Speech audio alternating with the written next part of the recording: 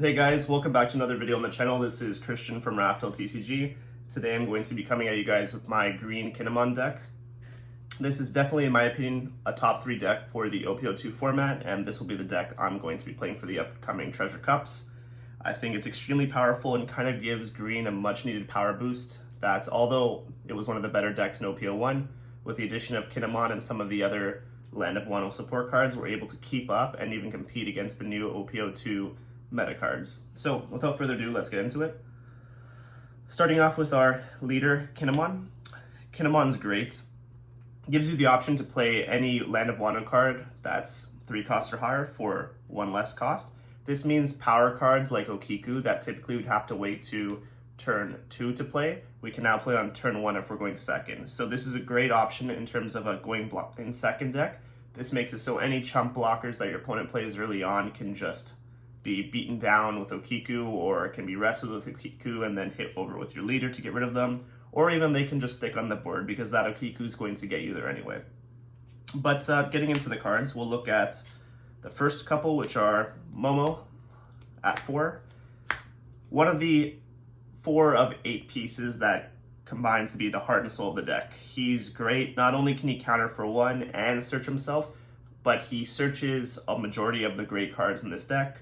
This deck is kind of transitioning towards more of a Wano deck as Wano gets more and better support, but having something on your board that gives you an ability to fetch another card every turn and out-resource grind your opponent is great.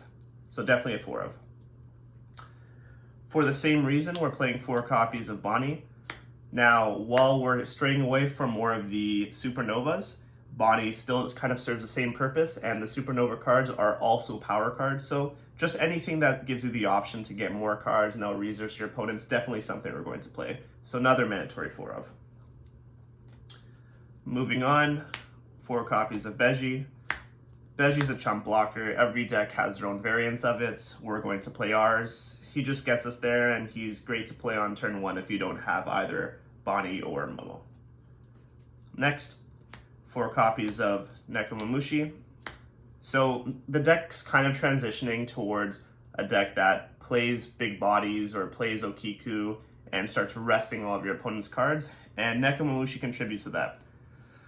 While the stat line isn't too great, he is searchable and provides a 1k counter, but being able to rest your opponent's chump blockers and then get in for damage whenever you see him is great, and we'll see that a consistent theme for the Land of Wano Kinemon deck is a lot of our cards rest our opponents. So we're going to hit for damage or make our opponents pitch cards out of their hand every turn. And it makes it so that the turns that they do play their blockers on are pretty much useless because those blockers aren't going to be doing anything. Next, 4 copies of Apu. Searchable 2k counter, nothing more to say about him. You never really play him, doesn't really have a great stat line, but counters for 2 and he's searchable. Next, 4 copies of Killer. Killer's another chump blocker, but comes with the ability that you can draw 1 if you attach a Dawn and you have 3 or more characters. It comes up sometimes and just gives the green deck another option to kind of see more cards in their deck and out-resource their opponent. Next, probably the best card or one of the best cards in the deck, Okiku.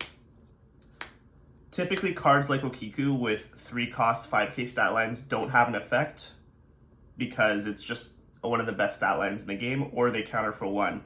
Now with Okiku, we lose the ability to counter for 1, but we get the ability to rest characters with a cost of 5 or less. This means cards and best and great blockers right now, like Boa or, for example, Queen or some of the black blockers, are just not going to be doing anything because we're resting those guys every turn. Okiku's going to swing for at least 6. Typically, I put 2 Dawn under her so she can swing for 7 and make your opponent pitch a 2k plus something out of their hand. But she's great, definitely something you want to see, and definitely play her at 4. Next, 4 copies of Izo. Like I said, the common theme is cards that rest cards on play, and Izo does the same thing, but also counters for 2. So we're playing a searchable 2k counter that still plays into the theme of our deck of on play, resting a card with X amounts of cost or less. And then rounding out our 3 costs, we have 2 copies of Raizo. Raizo's great to play early on. If you see him turn 1 when you're on that 2 Dawn turn, you can drop the Raizo and then just attach one Dawn to him every turn to draw a card. Your opponent will typically try to out him as soon as possible, and we're okay with that because we've already gotten the draw, and he's really not something that's a major threat in our deck. So forcing our opponent to out something, or they just lose on a resource grind, is pretty great. Next, moving on to the 4 cost, we're playing 4 Yamato. We mentioned before how Kiku has a great stat line, the 3 cost 5k. Yamato is the same, 4 cost 6k, but has the ability to rest a character of 6 or less cost on play. Now that's going to get rid of some of the higher cost blockers. It's going to give us the option to rest 6 cost attackers and then swing into them if they're a threat and your opponent typically won't have anything to counter out of their hand with. Just keeps up with the theme of the deck, searchable cards that rest. Next, 2 copies of Law. We've bumped Law down from 4 to 2 just because we think that he's been a bit cloggy in recent games. While Law is something you want to see, I think there's other cards that you want to see more as the meta starts to speed up a bit. Green's kind of transitioning to less of a resource grind, protect the castle kind of deck, and more of a let's keep putting pressure every turn by resting something, destroying something, or threatening life. So just 2 copies because, well, his stats are great. He does have the ability to block, and the bounce play is great, but it's not something that's going to get your main engine going. Next, 2 copies of X-Drake. X-Drake's pretty good. It kind of combos with our other characters because it pops a rested character while most of our characters are resting other characters.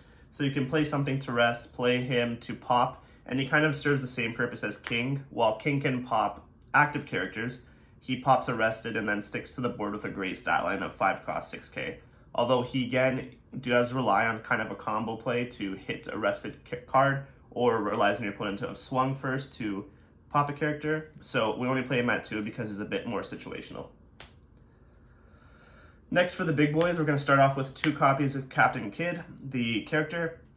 Now, I think he is great, and I've kind of gone back between 2 and 4, but with blue, I find that this card doesn't do much against it, and I think that some of the other cards we're playing in these slots are slightly better. You can kind of play this card plus the next one of the 8-drop Kidd at any ratio, 4, 0, 4, and 0, and it's kind of a meta call, but I like the diversity of being able to have both of them in my deck just because we have the ability to search and draw with Bonnie and Raizo, and we're going to see a lot of cards, so I can kind of pick what I need for the scenario or the deck I'm playing against. And lastly, one of the best cards in the deck, we're playing 2 copies of Odin. For the same reason as the other 7 and 8 drops, we're only playing 2 because of the searchability. And Odin kind of gives this deck a much needed power boost that protects us against cards like the 10-drop Kaido.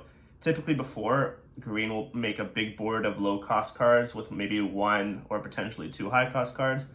The purple decks will just drop the Kaido and there goes our whole play, our whole turn, and it takes a lot to get back up there. But with that Kaido sticking on the board, we pretty much just lose.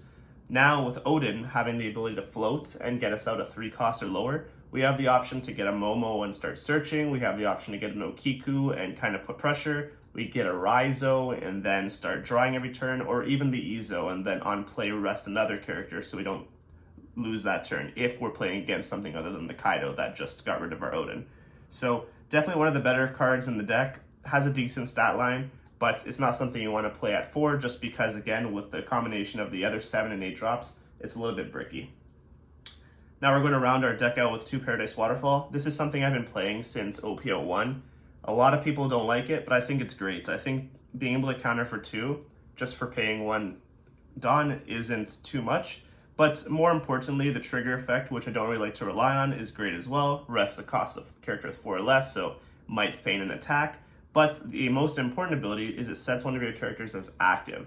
So you can have the opportunity to block, counter, and then restand a blocker to block again. You can protect your cards like Bonnie or Momo by countering and then unresting them so your opponent can't hit into them for free. It just gives you the option to play around some of your opponent's choices, and your opponent will have to think on how to react to this, because now that you've kind of put a card into an active position, they might have to rethink their plan as to how they're going to out your board. So that's it for the whole deck, guys. I think it's probably one of the best decks in the formats, and definitely something that people should be thinking about playing or thinking about how to play against. And thanks again for coming. If you like the channel, you like what we do, please be sure to like and subscribe. Thanks, guys.